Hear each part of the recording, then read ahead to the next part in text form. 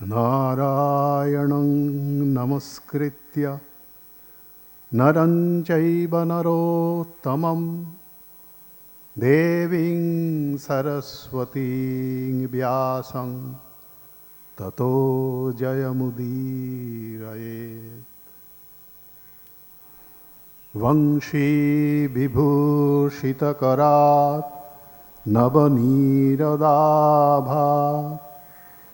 पीताम्बरादरुणबिम्बफलोधराष्टात् पूर्णेन्दुसुन्दरमुखादरविन्दनेत्रात् कृष्णात् परं किमपि तत्त्वमहं न जाने। त्रिभुवनकमनं तमालवर्णं रविकरगौरभराम्बरं दधाने वपुरलककुलावृताननाब्जं विजयसखे रतिरस्तु मे नवद्या। रामकृष्णमहं वन्दे शारदां च सरस्वतीं विवेकन्यासिनं वन्दे नववेदान्तदेशिकम्। कालिन्दे फुल्लकमले माधवेन क्रीडारत ब्रह्मानन्दनमस्तुभ्यं सद्गुरो लोकनायक। पापापहारी दुरितारितरङ्गधारी शैलप्रचारी गिरिराजगुहाविदारी झङ्कारकारी हरिपादरजो विहारी गङ्गं पुनातु सततं शुभकारी वारी।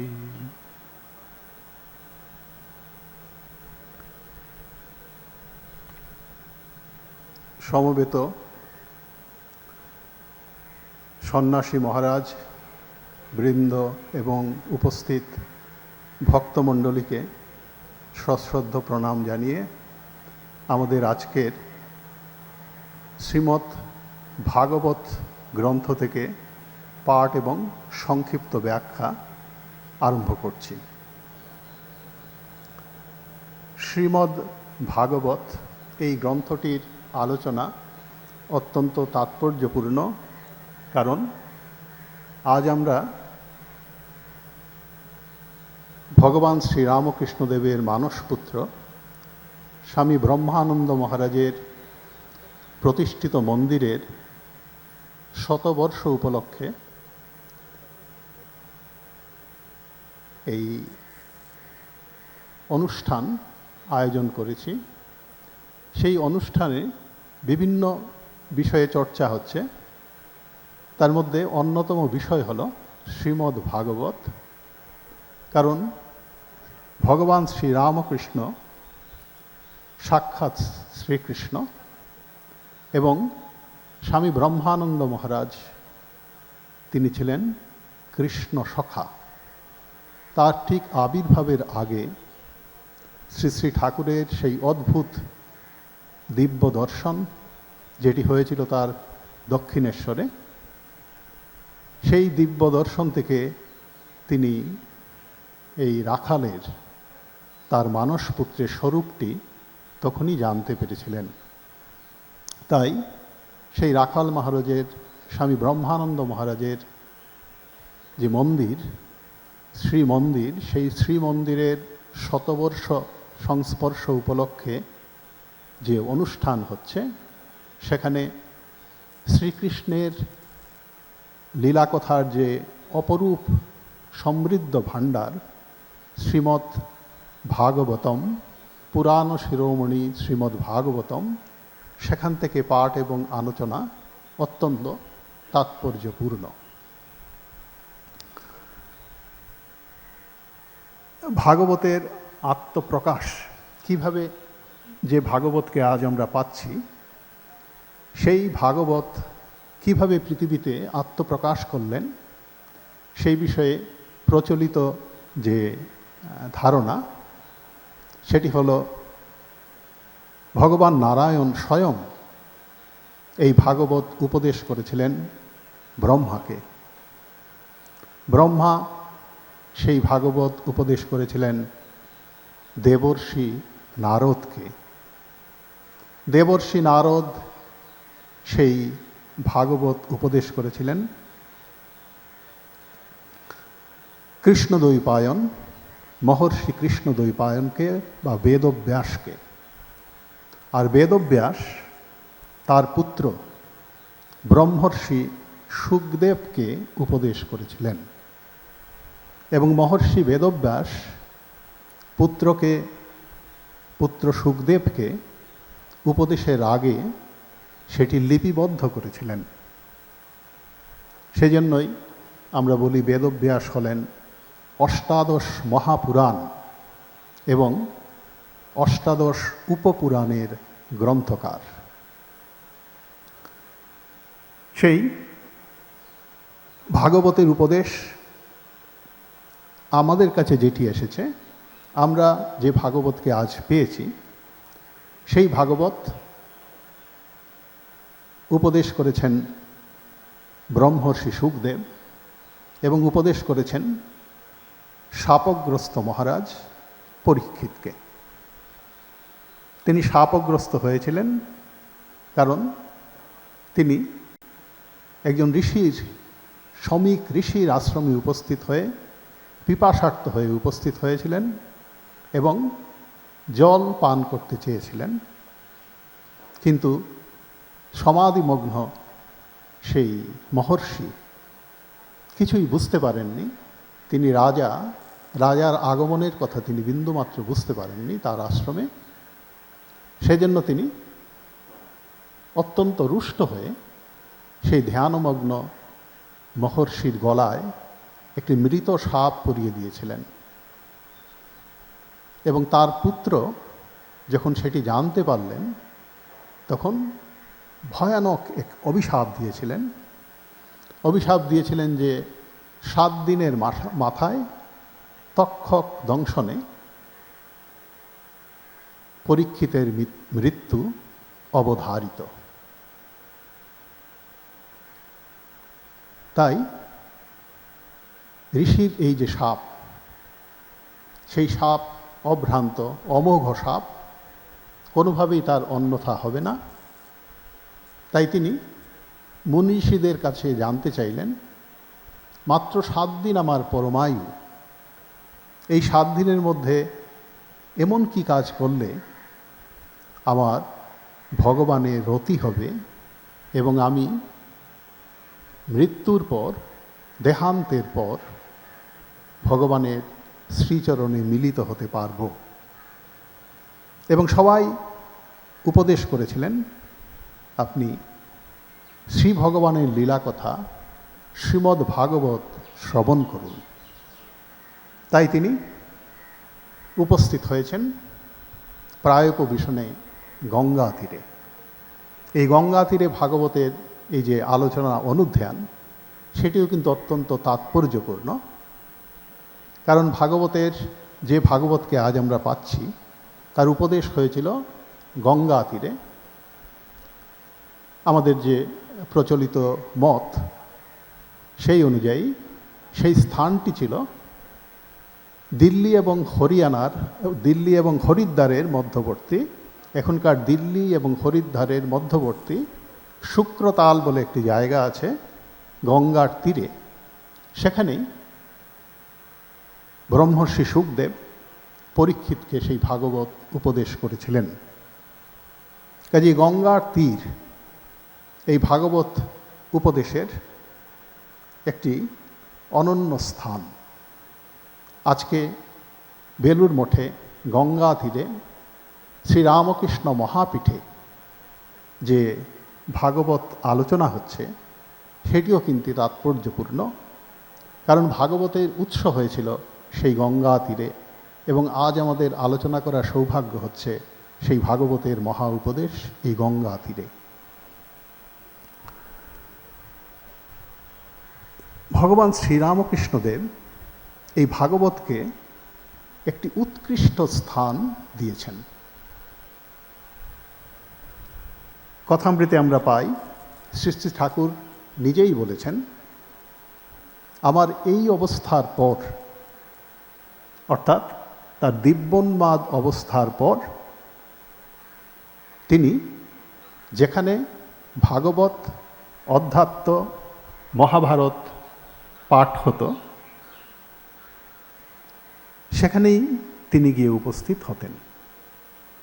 বলছেন, যেখানে ভাগবত, অধ্যাত্ম, মহাভারত পাঠ হতো সেটি খুঁজতুম, সেই জায়গা তিনি অনুসন্ধান করতেন, এবং যেখানে এইসব পাঠ হতো সেই সব জায়গায় তিনি অনাহুত হয়ে,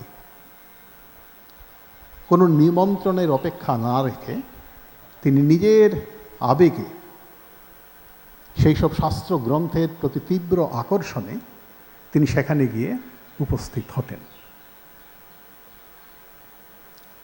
শুধু তাই নয়, তার যে একটি অলৌকিক ভাবদর্শন হয়েছিল এই ভাগবত পাঠের সময় দক্ষিণেশ্বরের রাধাকান্তের মন্দিরে, সেটিও আমরা এখানে উল্লেখ করতে পারি।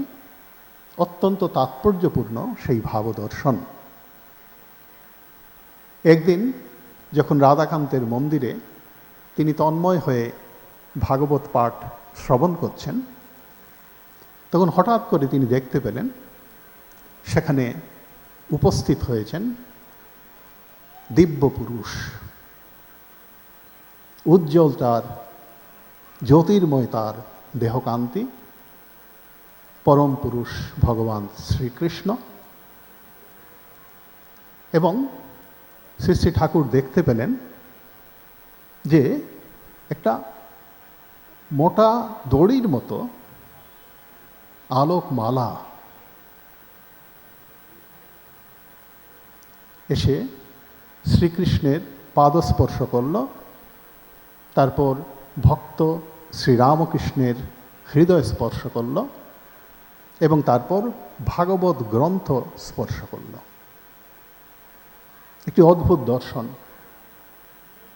এবং সেই সময় থেকেই, সেই দিন থেকেই তিনি অনুভব করলেন গভীরভাবে যে ভাগবত, ভক্ত, ভগবান বস্তুত একই তত্ত্ব। আমরা এই প্রসঙ্গে স্মরণ করতে পারি দক্ষিণেশ্বরের একটি ঘটনা। একদিন দক্ষিণেশ্বরে উপস্থিত হয়েছেন কেশবচন্দ্র সেন। কেশবচন্দ্র সেন উপস্থিত হয়েছেন তার দলবল নিয়ে, অনুচর সমেত সেখানে উপস্থিত হয়েছেন। কেশবকে শ্রী শ্রী ঠাকুর অত্যন্ত ভালোবাসতেন, তো তিনি উপস্থিত হয়েছেন তার অনুচরদের নিয়ে। তাকে দক্ষিণেশ্বরে উপস্থিত হতে দেখে শ্রী শ্রী ঠাকুর কেশবকে বললেন যে, তুমি কিছু লেকচার দাও। ঠাকুরের কেশবের মুখ থেকে লেকচার শোনার খুব ইচ্ছে হলো। আমরা জানি কেশবচন্দ্র সেন যশস্বী বাগ্মী ছিলেন, তো ঠাকুরের ইচ্ছে হলো সেই কেশব সেনের মুখে বক্তৃতা শুনবেন। তো বক্তৃতা হয়ে যাওয়ার পর শ্রী শ্রী ঠাকুর কথা প্রসঙ্গে বললেন, যিনি ভগবান তিনিই একরূপে ভক্ত হয়েছেন, আবার তিনিই একরূপে ভাগবত হয়েছেন। এইসব বলার পর শ্রী শ্রী ঠাকুর বললেন, ভাগবত, ভক্ত, ভগবান। এবং বলার পর কেশব এবং তার অনুগামীদের সমস্বরে বলতে আহ্বান জানালেন, ভাগবত, ভক্ত, ভগবান। এবং সবাই তার সঙ্গে, শ্রী শ্রী ঠাকুরের সঙ্গে গলা মিলিয়ে বললেন, ভাগবত, ভক্ত, ভগবান। এখানে যে বিষয়টা অত্যন্ত গুরুত্বপূর্ণ সেটি হলো শ্রী শ্রী ঠাকুর এই তিনজনকে ভাগবত ভক্ত এবং ভগবানকে একই পংক্তিতে বসিয়েছেন। এটি কিন্তু অত্যন্ত তাৎপর্যপূর্ণ। আমরা এর আগে ভাগবতের মহিমা মাহাত্ম্যের কথা অনেক জায়গায় অনেক শাস্ত্রে পড়েছি বা শুনেছি, কিন্তু এইভাবে ভাগবত ভক্ত এবং ভগবানকে সমমর্যাদার আসনে প্রতিষ্ঠিত করলেন শ্রী শ্রী ঠাকুর। আমরা চৈতন্য চরিতামৃতের শুরুতে পাই, সেখানে রয়েছে, এক ভাগবত হয় ভাগবত শাস্ত্র, আর ভাগবত ভক্ত ভক্তিরস পাত্র। সেখানে ভাগবত বলতে ভাগবত শাস্ত্রকেই তারা বুঝিয়েছেন। এক ভাগবত হয় ভাগবত শাস্ত্র। ভাগবত ভগবত সম্বন্ধীয় ভগবানের লীলা কথা, তারই অফুরন্ত ভাণ্ডার হচ্ছে এই ভাগবত গ্রন্থ।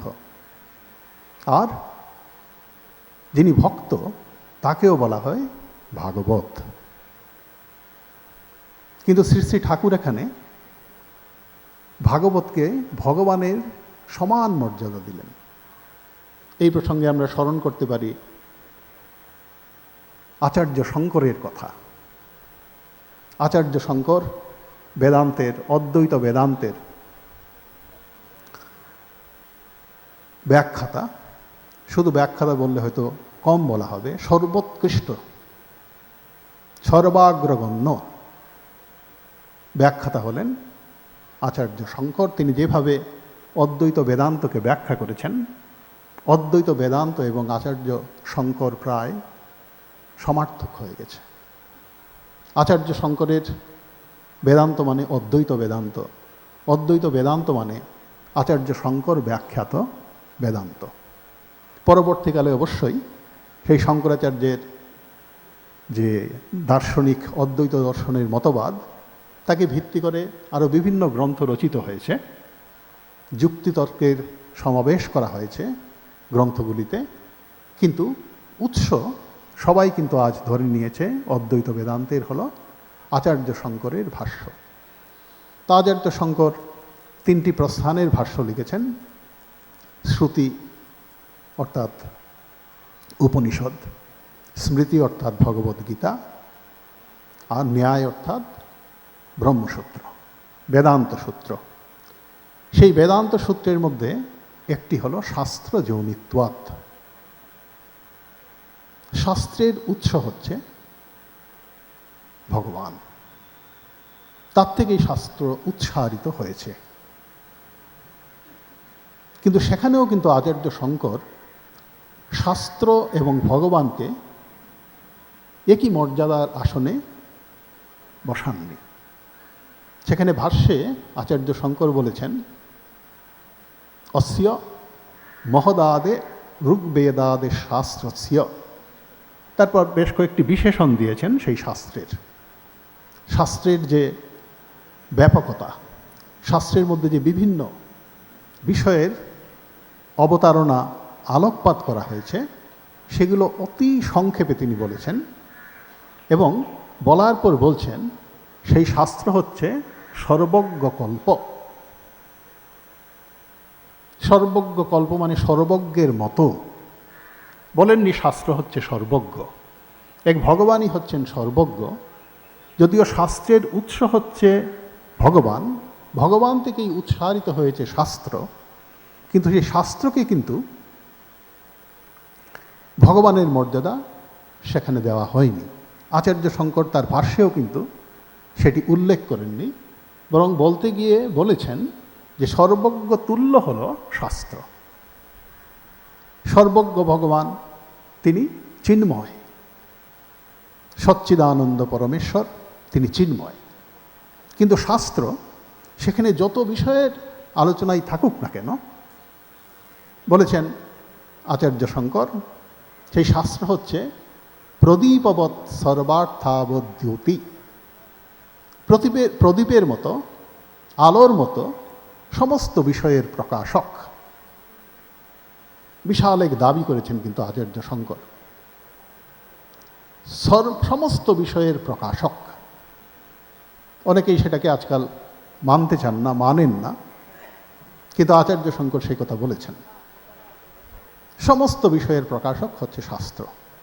কিন্তু তাহলেও আচার্য শঙ্কর কিন্তু সেই শাস্ত্রকে সর্বজ্ঞ পরমেশ্বর বলেননি, বলেছেন সর্বজ্ঞ তুল্য, সর্বজ্ঞ কল্প। কিন্তু এখানে আমরা কি দেখলাম, শ্রী শ্রী ঠাকুর বলেছেন তিনি একরূপে যেমন ভক্ত, আবার তিনি একরূপে ভাগবত। যে ভাগবত গ্রন্থের মহিমা বৈষ্ণব শাস্ত্রগুলিতে বারবার বলা হয়েছে, শ্রী শ্রী ঠাকুর কিন্তু সেই মহিমাকে যেন আরও এক ধাপ এগিয়ে নিয়ে গিয়ে বললেন, সেই যে দক্ষিণেশ্বরের কথা আমরা বলছিলাম, কেশবচন্দ্র সেন এবং তার অনুগামীদের উপলক্ষ করে যেন আগামী প্রজন্মের মানুষের মনে সেই ভাবটি দৃঢ় মুদ্রিত করে দেওয়ার জন্য বললেন যে ভাগবত থেকে ভগবান আলাদা কিছু নয়। অর্থাৎ ভাগবত গ্রন্থের সমাদর, ভাগবত গ্রন্থে যে বিষয় আলোচিত হয়েছে, যে ভক্তির উপদেশ করা হয়েছে, সেটি হচ্ছে আমাদের পরম পাথেয়। ঈশ্বর উপলব্ধির যারা ভগবানের ভক্ত, তাদের জীবনের পরম সম্পদ হচ্ছে শ্রীমদ্ ভাগবত। আজ আমরা এই ভাগবত গ্রন্থ থেকে আলোচনা করব এবং সেই ভাগবত আমরা আগেই দেখলাম প্রথম উপদেশ করেছেন সেই ব্রহ্মর্ষি শুকদেব পরীক্ষিতকে গঙ্গা তীরে, এবং সেই ভাগবতের বেশ কয়েকটি স্তব রয়েছে। সেই স্তবগুলোর মধ্যেও একটি হলো ভীষ্মের স্তব, এবং সেই ভীষ্মও ছিলেন কিন্তু গঙ্গাপুত্র ভীষ্ম। তিনি অষ্টবসুর একজন মহাপণ্ডিত, তত্ত্বদর্শী, জিতেন্দ্রিয়, ব্রহ্মচারী, সত্যব্রত। তার নাম ছিল দেবব্রত, কিন্তু তার এই যে ভীষ্ম প্রতিজ্ঞা, আকুমার আজীবন তিনি ব্রহ্মচর্য ব্রত পালন করবেন, সেজন্য তার যে মহত্ব, তার যে নির্লোভ, বাসনারাহিত্য, লোভহীনতা, সেটি এক কথায় অসাধারণ। তো সেই গঙ্গাপুত্র ভীষ্ম তিনি ভগবানের স্তব করেছেন, এবং সেই স্তবটি রয়েছে শ্রীমদ্ ভাগবতের প্রথম স্কন্ধে নবম অধ্যায়ে। শ্রীমদ্ ভাগবতের প্রথম স্কন্ধের নবম অধ্যায় রয়েছে ভীষ্ম স্তব। সেই ভীষ্ম সম্বন্ধে প্রথম একটু কথা এখানে ভাগবতে যা আছে আমরা পড়ছি, তারপর তার স্তবের মধ্যে যে সুন্দর বিষয়গুলো, ভগবানের প্রতি তার যে অনুরাগ, ভগবানকে যদি তিনি স্বরূপে চিনেছেন, ভগবানের প্রতি যে তার প্রাণ উজাড় করা আকুতি, ভক্তি, সেটি সুন্দর ভাষায় ফুটিয়ে তুলেছেন। সেই সম্বন্ধে দু একটি শ্লোক আমরা আলোচনা করব। প্রথমেই রয়েছে সূত উবাচ ইতি ভীতঃ প্রজাদ্রোহাৎ সর্বধর্ম বিধিৎসয়া ততো বিনশনং প্রাগাৎ যত্র দেবব্রতোপতৎ। যেখানে দেবব্রত অর্থাৎ ভীষ্মদেব অপতৎ পড়ে আছেন, শরশয্যায় পড়ে আছেন। আমরা জানি সেই দেবব্রত অর্থাৎ মহামতি ভীষ্ম, তিনি যেহেতু শিখণ্ডী সামনে রয়েছেন, সেই জন্য তিনি অস্ত্র ত্যাগ করলেন, এবং অর্জুন সেই সুযোগে তাকে তীক্ষ্ণ বাণ নিক্ষেপ করে তার শরীর ছিন্ন ভিন্ন করে দিল, এবং তিনি শরশয্যায় শায়িত হয়ে থাকলেন। দেখুন, শরশয্যায় শায়িত হয়ে থাকা এটি একটি অদ্ভুত বিষয়। বাণে বিদ্ধ হয়ে তার মৃত্যুবরণ করার কথা, কিন্তু তিনি তো সাধারণ মানুষ ছিলেন না, তিনি ছিলেন অষ্টবসুর অন্যতম। বসুরা হলেন দেবতাদের সহকারী দেবতা, ইন্দ্র ইত্যাদি দেবতার সহকারী দেবতা, বিভিন্ন লোকপালের সহকারী দেবতা হলেন বসু। সেই অষ্টবসুর অন্যতম ছিলেন তিনি। তিনি যদিও অর্জুনের তীক্ষ্ণ বাণে ক্ষতবিক্ষত হয়ে শরশয্যা গ্রহণ করেছেন, কিন্তু তিনি ছিলেন স্বচ্ছন্দ মৃত্যু, ইচ্ছা মৃত্যু বর তার ছিল। তাই যখন তিনি চাইবেন তখনই তিনি দেহত্যাগ করবেন, মৃত্যুবরণ করবেন। তাই যদিও অর্জুনের স্বরে তিনি শরশয্যা গ্রহণ করেছেন, কিন্তু দেহত্যাগ তিনি করেননি, কারণ তিনি উত্তরায়ণের শুভ লগ্নের প্রতীক্ষায় ছিলেন। তো যখন সেই কুরুক্ষেত্রে শরশয্যায় তিনি আছেন, তখন তার কাছে এসে উপস্থিত হয়েছেন দেবর্ষি, মহর্ষি, পাণ্ডবেরা, এবং এসেছেন সাক্ষাৎ ভগবান শ্রীকৃষ্ণ। তাই বলছেন, ইতিভীত প্রজাদ্রোহাৎ সর্বধর্ম বিধিৎসয়া। যুধিষ্ঠির প্রজাদ্রোহে ভয় পেয়েছেন। তিনি রাজা, কাজেই রাজকার্য পরিচালনা তাকে করতে হবে সুষ্ঠুভাবে। যে প্রজাদের মধ্যে যে বিদ্রোহ জেগে উঠেছে সেটিকে উপশান্ত করতে হবে। কাজেই রাজধর্ম জানবার আগ্রহ নিয়ে তিনি সেই কুরুক্ষেত্রে উপস্থিত হলেন, যেখানে শরশয্যায় শায়িত হয়ে আছেন ভীষ্ম। বিনশনং প্রাগাদ যত্র দেবব্রত অপতৎ। তিনি শুধু একা আসেননি, যে কথা আমরা আগে বললাম, এসেছেন ভগবান শ্রীকৃষ্ণ সেখানে অন্যদের সঙ্গে। ভগবান অপি বিপ্রর্ষে রথেন সধনঞ্জয় সতৈর্ব্যরোচত নৃপ কুবের ইব গুহ্যকৈঃ। যুধিষ্ঠির উপস্থিত হয়েছেন এবং ভগবানও সেখানে, ভগবান শ্রীকৃষ্ণ সেখানে উপস্থিত হয়েছেন সধনঞ্জয়। ধনঞ্জয় অর্থাৎ অর্জুনকে সঙ্গে নিয়ে রথে আরোহণ করে উপস্থিত হয়েছেন, এবং সবাই সেখানে উপস্থিত হয়েছেন।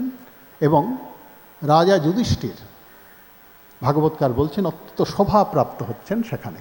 অত্যন্ত সুন্দর তার দেহাবয়ব, মুখমণ্ডল, এবং বলছেন কুবের ইব গুহ্যকৈ। ধনাধিপতি কুবের তিনি যক্ষদের দ্বারা যেন পরিবেষ্টিত হয়ে সেখানে শোভা পাচ্ছেন। আরও বলছেন, দৃष्ट्वा নিপতিতং ভূমৌ দিবশ্চ্যুতমিমামরম প্রণেমুঃ পাণ্ডবা ভীষ্মং সানুগাঃ সহচক্রিণা।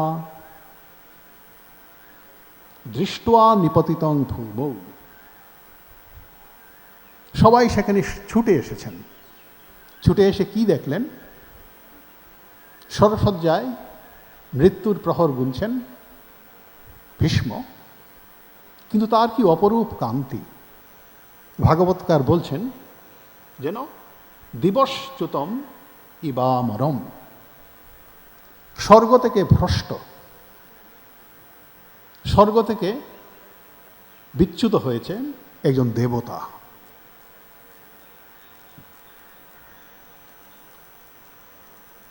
এবং তাকে প্রণেমুঃ পাণ্ডবা ভীষ্মং সানুগা সহচক্রিণা। ভীষ্মকে প্রণাম করলেন চক্রিণা। পারিবারিক সম্বন্ধে ভীষ্ম জগৎপূজ্য যে ভগবান শ্রীকৃষ্ণ, তারও পূজ্য।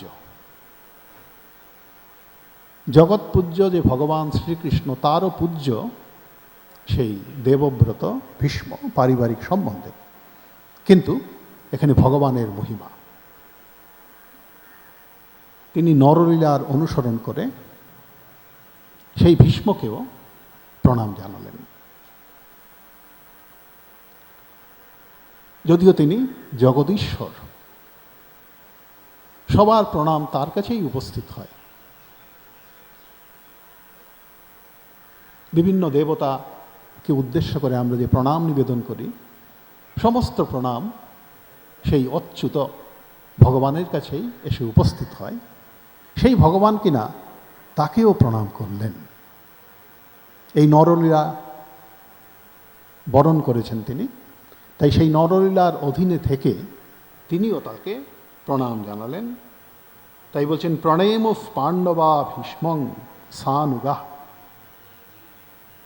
তার যারা অনুগমন করেছেন পাণ্ডবরা সবাইকে নিয়ে তাকে প্রণাম জানালেন এবং সঙ্গে সেই চক্রী সুদর্শন চক্রধারী ভগবান শ্রীকৃষ্ণ তিনিও তাকে প্রণাম জানালেন।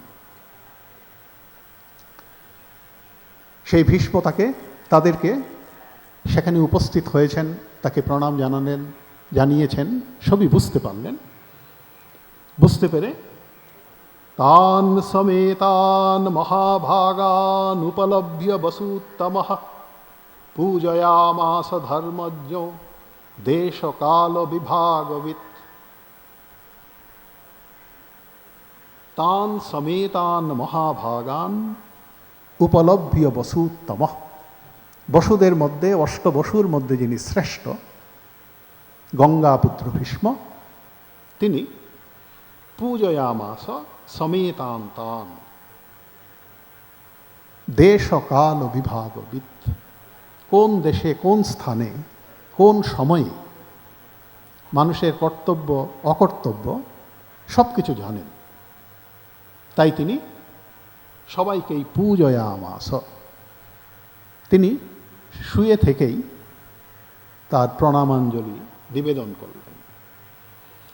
কৃষ্ণং চ তৎপ্রভাবজ্ঞ আসীনং জগদীশ্বরম হৃদিস্থং পূজয়ামাস মায়য়োপাত্ত বিগ্রহম। তিনি শ্রীকৃষ্ণকে প্রণাম জানালেন এবং ভাগবতকার সেটি পৃথকভাবে উচ্চারণ করলেন। কারণ সেই বসুত্তম ভীষ্মদেব তিনি জানেন শ্রী ভগবানকে স্বরূপে, তাই তিনি যখন ভগবানকে প্রণাম নিবেদন করছেন সেটি অবশ্যই একটা উল্লেখযোগ্য বিষয়। তাই ভাগবতকার পৃথকভাবে এখানে উল্লেখ করলেন কৃষ্ণং চ তৎপ্রভাবজ্ঞ। ভগবানের যে প্রভাব, তিনি যে জগতের স্রষ্টা, সংহর্তা, পালনকর্তা, জগতে প্রতিটি অণু পরমাণুতে তিনি অভিন্ন হয়ে আছেন, সমস্ত জীবের, সমস্ত প্রাণীর তিনি নিয়ন্তা, কর্মফল বিধাতা, সকলের অন্তর্যামী, সেটি তিনি জানেন। সেই দেবব্রত ভীষ্মদেব তাই বললেন তৎপ্রভাবজ্ঞ। আর তাকে অন্তরে বাহিরে তিনি প্রণাম জানালেন। অত্যন্ত সুন্দর দুটি শব্দে তিনি যে অন্তরে বাহিরে রয়েছেন জগদীশ্বর, সেই কথা প্রকাশ করলেন ভাগবতকার। বললেন আসীনং জগদীশ্বরম আর হৃদিস্তম পূজয়ামাস। তিনি দণ্ডায়মান, অন্য সবাই সেখানে উপস্থিত হয়েছেন, তাদের সঙ্গে তিনি দণ্ডায়মান, সবাই বাইরে দাঁড়িয়ে আছেন, তাকে পরিবেষ্টন করে দাঁড়িয়ে আছেন। দেবব্রত সেই ভীষ্মদেবকে পরিবেষ্টন করে দাঁড়িয়ে আছেন সবাই। আবার তিনি হৃদিস্থ, তিনি শুধু বাইরে নয়, তিনি ভেতরে, অর্থাৎ তিনি সর্বব্যাপক, তার বাহির অন্তর বলে কিছু নেই। সাধারণ লৌকিক পদার্থ, সাধারণ মানুষ, প্রাণী যারা দেহধারী, তাদের অন্তরে কিছু থাকে, ভেতরে, শরীরের ভেতরে কিছু থাকে, বাইরেও থাকে। কিন্তু ভগবান যেহেতু সর্বব্যাপক, তাই বললেন আসীনং আর হৃদিস্থম। তিনি সামনে দাঁড়িয়ে আছেন সবার সঙ্গে। আবার সেই ভীষ্মদেব অনুভব করছেন, তিনি তার হৃদয়ে বিরাজিত। আসীনম আর হৃদিস্থম পূজয়ামাস, আর তার স্বরূপটি চিনেছেন তিনি মায়ূপাত্ত বিগ্রহম। তিনি লীলাচ্ছলেই দেহ ধারণ করেছেন। তার লীলা জগৎ কল্যাণ লীলা, জগৎ উদ্ধরণ লীলা। জগৎকে উদ্ধার করার জন্যে, মানুষকে তার যে জীবনের চরম লক্ষ্য, সেই লক্ষ্যের প্রতি অভ্রান্ত পথ নির্দেশ করার জন্যেই তিনি বিগ্রহ ধারণ করেছেন। যদিও তার এই বিগ্রহ প্রাকৃত বিগ্রহ বলে মনে হয়, কিন্তু আমাদের যেন এইরকম কোনো ভ্রান্ত ধারণা না থাকে যে তার সেই বিগ্রহ সাধারণ মানুষের মতো। সাধারণ মানুষের মতো হলেও সাধারণ মানুষের দেহ ধারণ হয় কর্মফলে, কিন্তু তার দেহ ধারণ লীলায়, মায়য়া উপাত্ত বিগ্রহম। তাই সেই মহামতি ভীষ্ম ভগবানের স্বরূপটি চিনেছেন এবং তাকে তিনি পুজো করলেন, তার প্রতি শ্রদ্ধা নিবেদন করলেন। পাণ্ডুপুত্রান উপাসীনান প্রশ্রয় প্রেম সঙ্গতান অভ্যাচষ্টানুরাগাশ্রৈ অন্ধীভূতেন চক্ষুষা।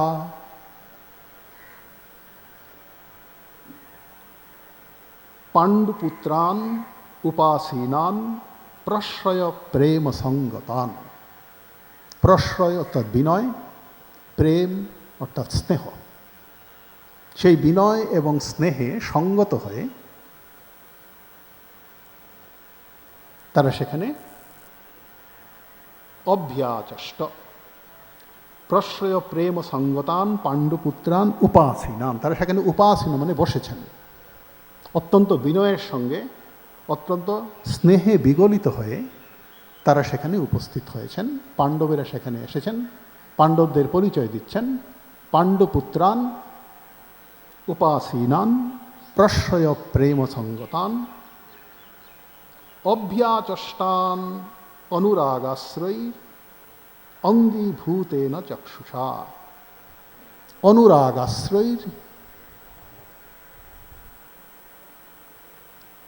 অন্ধীভূতেন চক্ষুষা। তাদেরকে দেখে সেই ভীষ্মদেবের স্নেহ উতলে উঠেছে।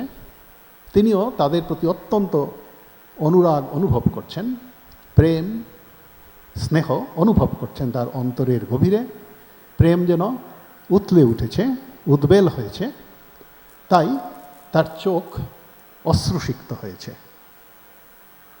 এবং অনুরাগাশ্রয়ীর অন্ধীভূতেন চক্ষুষা। অনুরাগের যে অশ্রু, সেই অশ্রুতে তার চোখ এমনভাবে সিক্ত হয়েছে যে অশ্রুর ধারা প্রবাহিত হচ্ছে এবং তিনি কিছুই দেখতে পাচ্ছেন না। অন্ধীভূতেন চক্ষুষা।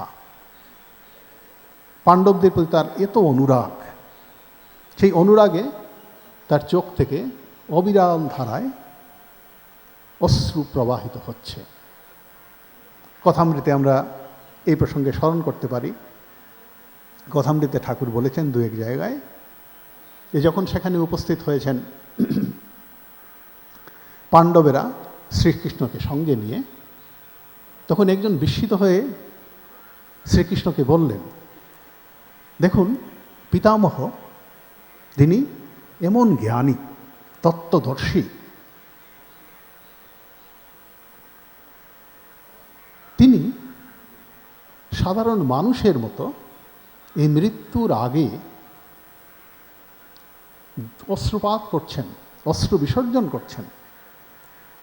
সাধারণ মানুষ মৃত্যুর আগে দেহত্যাগ করবেন, তার আগে অত্যন্ত দেহত্যাগের সময় তীব্র কষ্ট সাধারণ মানুষ অনুভব করে এবং জীবনের অনেক অসমাপ্ত কর্ম, সেগুলোর কথা ভেবে, তার আত্মীয় পরিজনের কথা ভেবে, বিষয় সম্পদের কথা ভেবে অত্যন্ত দুঃখ পায়, অশ্রু বিসর্জন করতে থাকে। তাই শ্রীকৃষ্ণকে উদ্দেশ্য করে কেউ বললেন যে দেখুন অষ্টবসুর একজন জিতেন্দ্রিয় মহাপ্রজ্ঞাবান, তিনিও কিনা মায়ায় অশ্রু বিসর্জন করছেন দেহত্যাগের আগে। তখন শ্রীকৃষ্ণ বলেছিলেন, তাকে গিয়ে জিজ্ঞেস করো কী জন্য তিনি কাঁদছেন। কথামৃতে কিন্তু এই কথাটা খুব সুন্দর করে বলা হয়েছে। শ্রী শ্রী ঠাকুর বলেছেন যে জিজ্ঞাসা করে দেখো, তিনি কিন্তু মায়ায় কষ্ট পাচ্ছেন না। তিনি কষ্ট পাচ্ছেন এই ভেবে যে ভগবান শ্রীকৃষ্ণ পাণ্ডব সখা, পাণ্ডবদের সঙ্গে তিনি সব সময় ঘুরছেন ফিরছেন, কিন্তু তাদের বিপদের অন্ত নেই। তাদের রক্ষাও করেছেন, কিন্তু দেখো তাদের বিপদের কোনো শেষ নেই। তো আমি এই ভেবে কাঁদছি যে ভগবানের লীলা কিছুই বুঝতে পারলাম না। তাই এখানেও সেই যে কথামৃতে আমরা পাই তারই যেন প্রতিধ্বনি রয়েছে। পাণ্ডুপুত্রানুপাসীনান প্রশ্রয় প্রেম সঙ্গতান অভ্যাচষ্ট অনুরাগাশ্রয়ী অন্ধীভূতেন চক্ষুষা। তিনি অভ্যাচষ্ট, তিনি বললেন তাদেরকে, সেই পাণ্ডুপুত্রদের উদ্দেশ্য করে বললেন, সেই মহামতি ভীষ্ম, তিনি বললেন, সর্বং কালকৃতং মন্যে ভবতাং চ যদপ্রিয়ম সপালো যদ্বশে লোক বায়োরিব ঘনাবলি। বায়োরিব ঘনাবলি, বায়ু, তীব্র বায়ু, ঘনাবলি, আকাশের মেঘ। অনেক সময় আমরা দেখি প্রচুর মেঘ আকাশে জমেছে, হঠাৎ করে প্রবল বায়ু বইতে আরম্ভ করল, সেই মেঘ ছিন্ন ভিন্ন হয়ে চতুর্দিকে ছড়িয়ে গেল। যে মেঘ থেকে বৃষ্টি প্রায় হতে চলেছিল, আসন্ন ছিল, সেই বৃষ্টি হঠাৎ করে, সেই মেঘ হঠাৎ করে কোথায় ছিন্ন ভিন্ন হয়ে চলে গেল, সেই বায়োরিব ঘনাবলি। তো সেই বায়ুর দ্বারা চালিত হয়ে যেমন মেঘ, ঠিক তেমনি সপালো যদ্বশে লোক, লোকপাল সমেত লোক, এই পৃথিবী যার বশে। বিভিন্ন লোকপাল রয়েছেন, বিভিন্ন লোকের অধিপতি রয়েছেন, তারাও মহাক্ষমতা সম্পন্ন, তাদেরও প্রচুর শক্তি, প্রচুর পরাক্রম, কিন্তু তাদেরও তিনি নিয়ন্ত্রণ করেন, তারাও তাঁর বশে।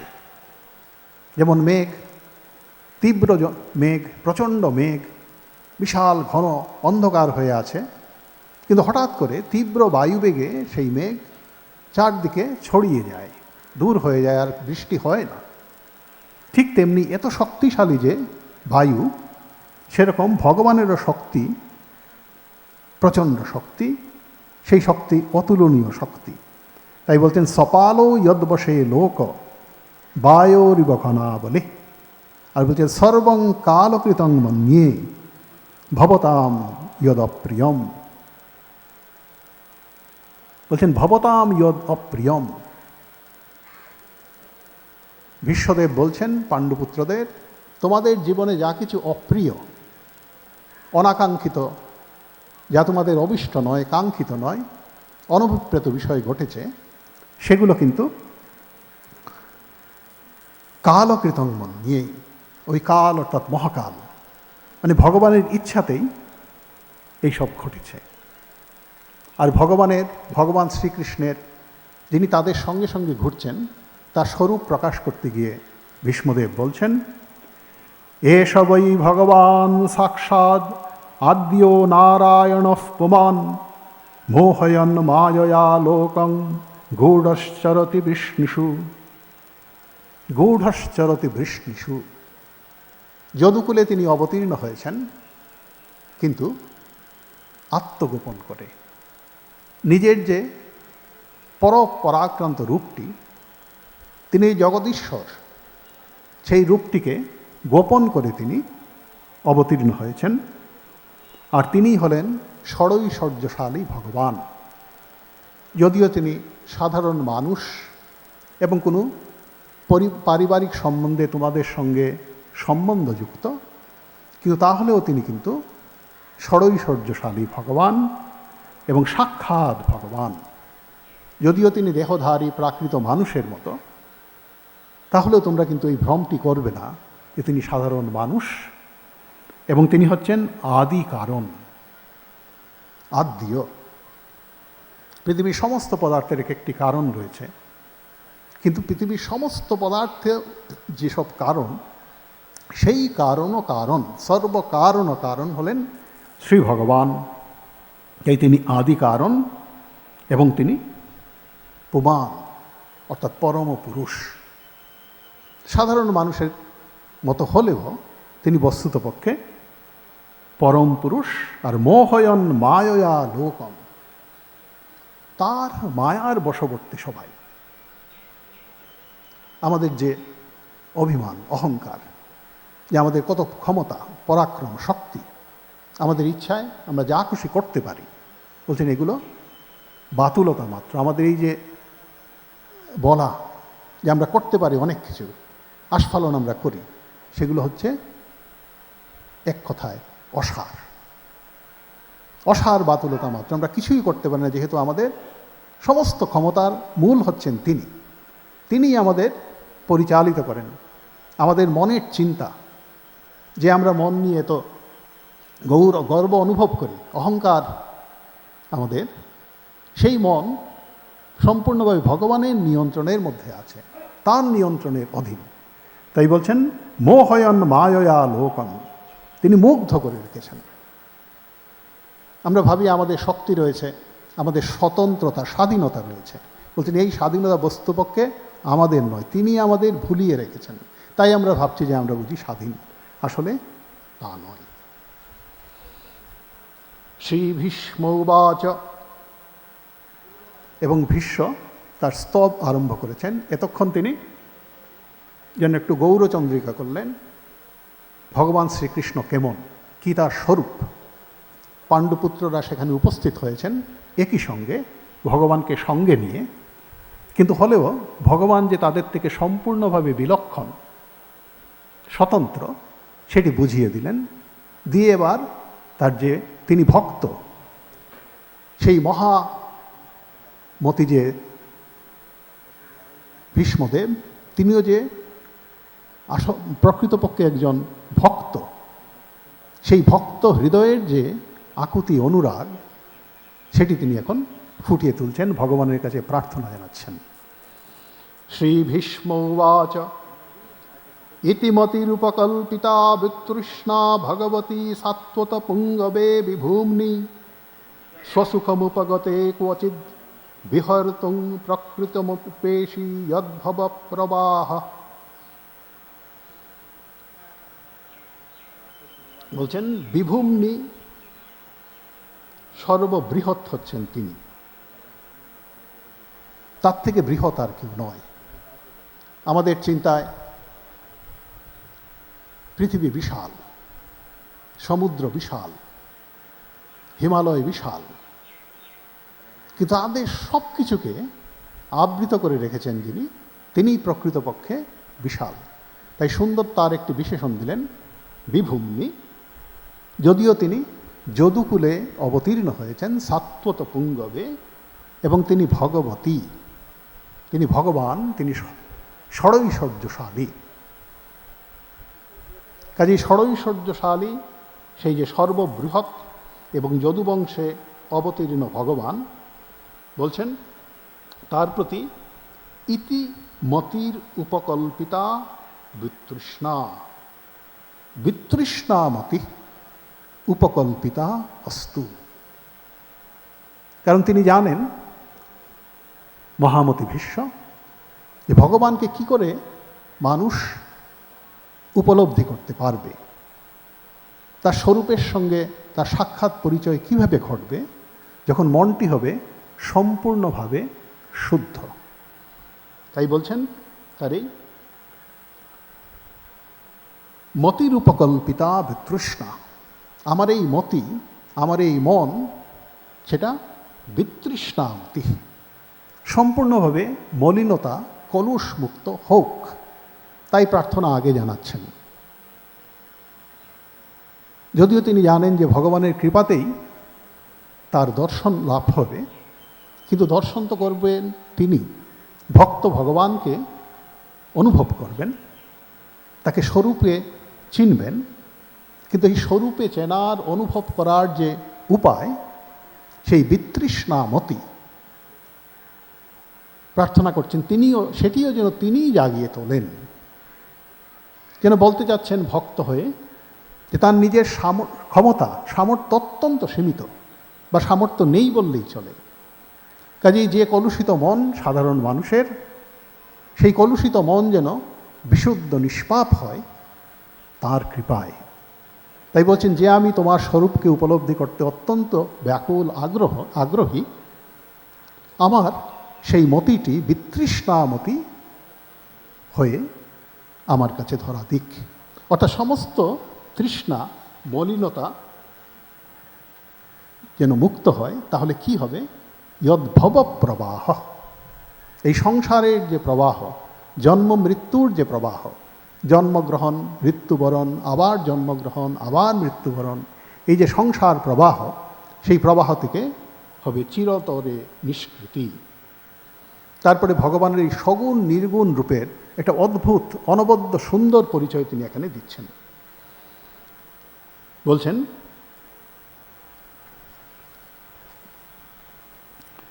ত্রিভুবন কমনম তমালবর্ণং রবিকর গৌরবরাম্বরং দধানে বপুরলককুলাবৃতাননাব্জম বিজয় সখে রতিরস্তু মে নবদ্যা। আগে বললেন বিতৃষ্ণামতি, এবারে বলছেন অনবদ্যা রতি।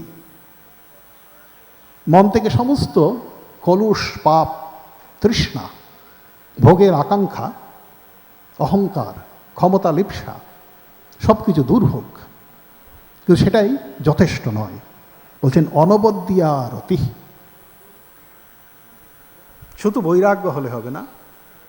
তাই ঠাকুর বৈরাগ্য বড় সুন্দরভাবে লক্ষণ দিয়েছেন।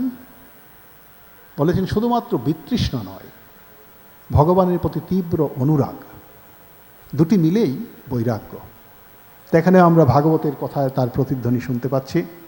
আগের শ্লোকে বললেন বিতৃষ্ণামতির উপকল্পিতা অস্তু,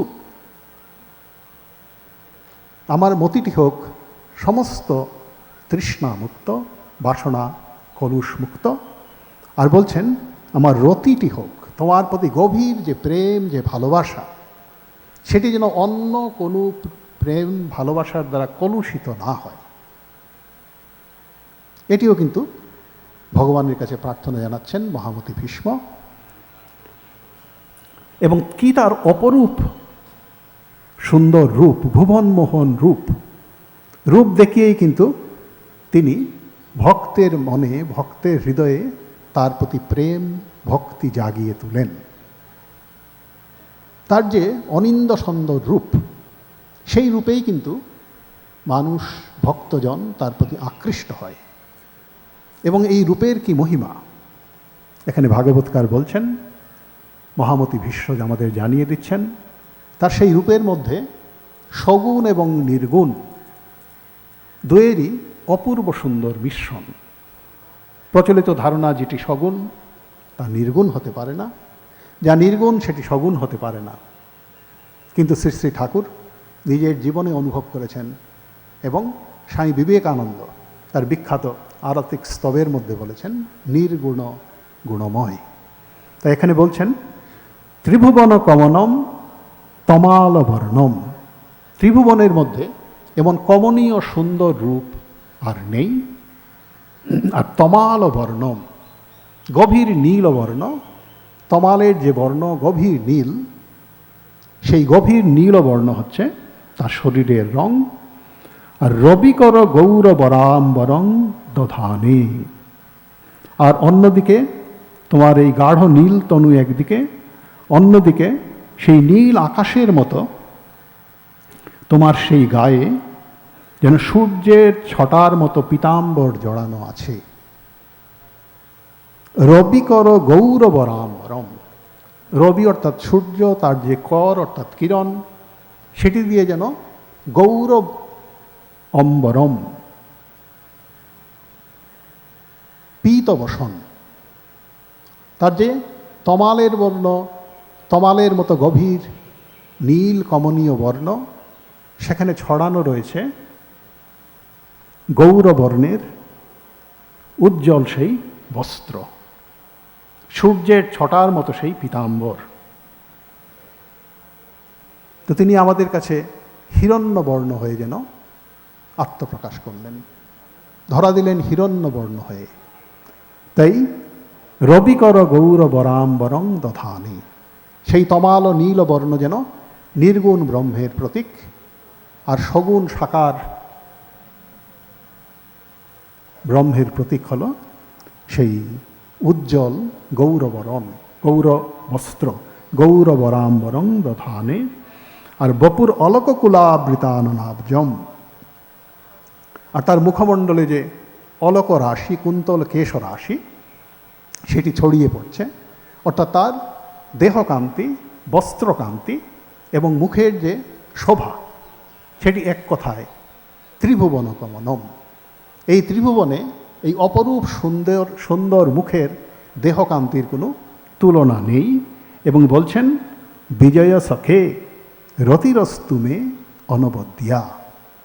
বিজয় সখে অর্জুনকে, শ্রীকৃষ্ণকে সম্বোধন করে বলছেন, বিজয়ের অর্থাৎ অর্জুনের সখা, তাকে সম্বোধন করে বলছেন মে রতিরস্তু অনবদ্যা, আমার অনবদ্যা রতি হোক, অর্থাৎ এমন প্রীতি গম্ভীর ভালোবাসা হোক যেখানে অন্য কোনো প্রীতি যেন বিন্দুমাত্র স্থান না পায়। তারপরেই সেই ভগবানের স্বরূপ, যে স্বরূপটি ভাগবতের বিভিন্ন জায়গায় আমরা পাই, ভাগবতকার ভগবানের সেই স্বরূপটির সঙ্গে আমাদের পরিচয় করিয়ে দিচ্ছেন। যদিও ভাগবত ভক্তিশাস্ত্র, কিন্তু ভক্তির সঙ্গে সঙ্গে সেখানে জ্ঞান, কর্ম, সেই সব কিছুর সমন্বয় সাধিত হয়েছে। শ্রী শ্রী ঠাকুর বলেছেন যে সমন্বয় করেছে সেই লোক, সেই হচ্ছে যথার্থ লোক, যে সমন্বয় করতে পেরেছে। ভাগবতে যেন প্রকৃত শাস্ত্র, যেন ঠাকুরের এই ভাষায় যেন প্রকৃত শাস্ত্র, কারণ সেখানে সমন্বয় সাধন করা হয়েছে, কোনো বিরোধ নেই। যে সমন্বয় শ্রী শ্রী ঠাকুরের জীবনের মূল বৈশিষ্ট্য, এই সমন্বয় শাস্ত্র হচ্ছে শ্রীমদ্ ভাগবত। সর্ববেদান্ত সিদ্ধান্ত সারম শ্রীমদ্ ভাগবত মিষ্যতে। ভাগবতের শেষে এই শ্লোকটি বলা হয়েছে। তো এখানেও সেই ভগবানের যে সগুণ নির্গুণ রূপ, সে কথায় আবার বলছেন তমিমব মহমজং শরীর ভাজাম হৃদিধিষ্ঠিতম আত্মকল্পিতানাম প্রতিদিশমিব নৈকধার্কমেকম সমদিগতোস্মি বিধূত ভেদমোহ। বলছেন তোমার কৃপায় আমার সমস্ত ভেদ বুদ্ধি, আমার সমস্ত মোহ, অবিবেক, আসক্তি দূর হয়ে গেছে। কারণ তোমাকে আমি স্বরূপে চিনেছি। কি তোমার স্বরূপ? সূর্যের সঙ্গে তুলনা দিয়ে বোঝাচ্ছেন একই সূর্য বিভিন্ন স্থানে প্রতিবিম্বিত হয়েছে, বিভিন্ন স্থানে প্রতিবিম্বিত হয়েছে এবং সেই পদার্থগুলোতে বিভিন্নভাবে প্রকাশ করছে। ঠিক তেমনি শরীর ভাজাম হৃদিধিষ্ঠিতম, প্রত্যেক প্রাণীর শরীরের মধ্যে যে হৃদয় রয়েছে, সেই হৃদয়ে তুমি অধিষ্ঠান করে আছো। হৃদিধিষ্ঠিতম আত্মকল্পিতানাম, তারা কিন্তু তোমার থেকে ভিন্ন মোটেই নয়। তবেও যেন তোমার থেকে এক ভেদ রেখা সৃষ্টি হয়েছে, কিন্তু সেখানে প্রতিবিম্বিত হচ্ছে তুমি।